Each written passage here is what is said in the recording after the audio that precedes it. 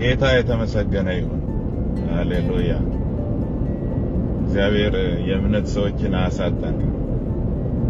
ምክንያቱም እግዚአብሔር አምላካችን እነሱን ስለሚጠቀምባቸው የእምነት ሰዎችን እግዚአብሔር ይጠቀማል። የእምነት ሰዎች ሲኖሩ ጥሩ ነው በጣም። ምክንያቱም አንደኛ የነሱን ፈለግ እንድንከተል የእግዚአብሔር ፈቃድ ነው። የእምነት ሰዎች ማለት እንደ እግዚአብሔር ሐሳብ እግዚአብሔርን በእምነታቸው ደስ የሚያሰኙ ሰዎች፣ እግዚአብሔር የሚደሰትባቸው ሰዎች ማለት ነው የእምነት ሰዎች። እግዚአብሔር የእምነትን ሰዎች አያሳጣን። በዙሪያችን፣ በአካባቢያችን፣ በቤተሰባችን፣ በየአገልግሎት ዘርፋችን የእምነት ሰዎችን እግዚአብሔር አምላክ አያሳጣን እላለሁ። ለምን ቢባል አንደኛ እግዚአብሔር በእነሱ ደስ ስለሚሰኝ ከነርሱ ጋር ይሆናል። እግዚአብሔር ፈቃዱን በእነሱ ይፈጽማል። እግዚአብሔር ሞገስ ይሆናቸዋል። እግዚአብሔር ተደማጭነትን ይሰጣቸዋል። እግዚአብሔር የእምነት ሰዎች በጣም ኢምፖርታንት ናቸው ማለት ነው። በመጽሐፍ ቅዱሳችንም እንደነዚህ ያሉትን የእምነት ሰዎች እንድንመለከት በዙሪያችን አሉልን። እንደ ደመና ነው ከበውን ያሉት እና አሉልን ይላል። ስለዚህ ምን ማለት ነው? እንድናያቸው፣ እንድንጠቀምባቸው፣ ምሳሌነታቸውን እንድንወስድ ማለት ነው። ይሄ የእግዚአብሔር ሐሳብ ነው እና ስለዚህ የእምነት ሰዎች እጅግ በጣም አስፈላጊ ነው። አሁን 1 5 6 7 ሰው ተሰብስበን የእግዚአብሔር ሰዎች ነን ብለን ተሰብስበን በሆነ ጉዳይ የሚያናውጥ ነገር ሲመጣ ሁላችንም የምንናወጥ ከሆነ በእምነት የማንጸና ከሆነ ምን ዋጋ አለን? በመካከላችን አንድ የእምነት ሰው ያስፈልገናል። እግዚአብሔርን የሚያሳይ የእግዚአብሔርን ሁሉን ቻይነት ከፍ የሚያደርግ በእግዚአብሔር የሚደገፍ አንድ ሰው በመካከላችን ያስፈልገናል። ቢያንስ ማለቴ ነው። ከሱ የተነሳ ሌሎች የተናወጡ ሁሉ ይበረታሉ፣ ቆም ይላሉ፣ እግዚአብሔርን ያስባሉ፣ ታምራቶቹን ድንቆቹን ያስባሉ፣ ይበረታሉ። ስለዚህ ስለሌሎችም መጽናት የሚባል ነገር አለ። ሌሎች ከኛ ጋር ሆነው መዳንን ያገኙ ዘንድ ይወርሱ ዘንድ በእግዚአብሔር መንገድ ይሄዱ ዘንድ ስለሌሎች መጽናት የሚባል ነገር አለና በጣም ያስፈልጉናል የእምነት ሰዎች። እግዚአብሔር አምላካችን የተመሰገነ ይሁን እና ስለዚህ ዝማሬው በጣም ደስ አለኝ።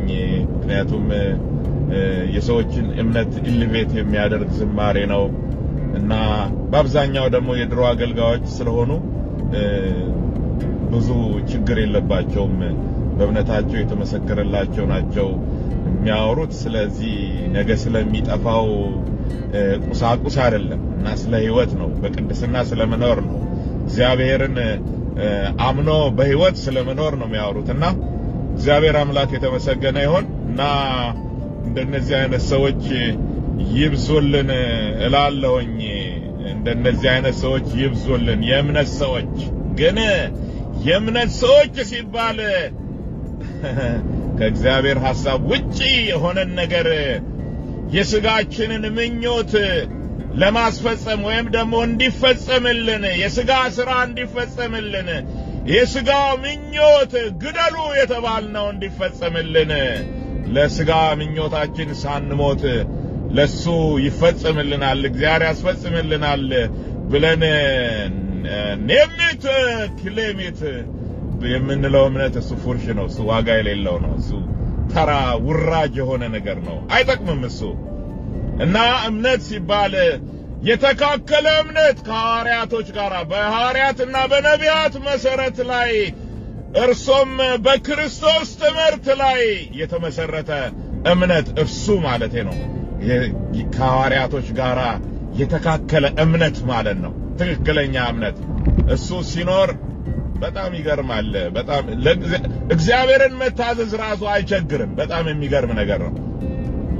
እውነተኛ እምነት በእውነተኛ በክርስቶስ ትምህርት ላይ የተመሰረተ እውነተኛ እምነት ሲኖረን በቃ ተገላገልን። በቃ ይሄ የሞተስ ከኃጢአቱ ጸድቋልና ተብሎ እንደተጻፈው በቃ እኛ ለሌላ ነገር ሞተናል፣ ተገለናል፣ ለምኞት ተገለናል፣ ለኃጢአት ተገለናል፣ ለሥጋ ሥራ ተገለናል። ስለዚህ አሁን ምንም ነገር ሳይደፍነው መታዘዝ ይመነጫል ከውስጣችን ማለት ነው። ስለዚህ ከእምነት የሚነሳ መታዘዝ አዲስ ኪዳናዊው ሕግ ከእምነት የሚነሳ መታዘዝ ምንን ከማመን የክርስቶስን ትምህርት አምኖ በመቀበል ማለት ነው። እግዚአብሔር ይመስገንና ስለዚህ እንደነዚህ አይነት እውነተኛ የሆነ በክርስቶስ ትምህርት ላይ የተመሰረተ እምነት ሲኖረን በጣም ላኪ ነን፣ በጣም የታደልን ነን። እግዚአብሔር ይመስገን። በብዙ አቅጣጫ በብዙ መንገድ የታደልን ነን፣ አሸናፊዎች ነን። ምክንያቱም ይሄ እምነታችን ምን ዓለምን ያሸንፋል ተብሎ ተጽፏል። እግዚአብሔር ይመስገን። ስለዚህ እንትኑን መሳት የለብንም፣ ዋናውን የክርስቶስን ትምህርት መሳት የለብንም። ዝም ብሎ እምነት ሲባል እንደፈለግን የፈለግነውን እያመንን ይሆንልኛል ብለን እንደምንለው አይደለምና ያ ስህተት ነው ማለት ነው። በዚህ በዘመናችን ያለ ሕጸጽ ነው እና ችግር አለበት፣ እሱ አይሆንም እና እግዚአብሔር የተመሰገነ ይሁን እና የእምነት ሰው መሆን መልካም ነው። እንዳልኳችሁ የእምነት ሰው በዙሪያችን አይታጡ ብያለሁ አይደል? ያ ብቻ ሳይሆን እኛም የእምነት ሰው መሆን አለብን ማለት ነው። የእምነት ሰው እንድንሆን ነው። የእምነት ሰዎች እኮ እንደ ደመና ዙሪያችንን ከበው የሚገኙት በመጽሐፍ ቅዱስም ያሉት በዘመናችንም በየአካባቢያችን በየትውልዱ ይነሱም ይብዙም እነሱ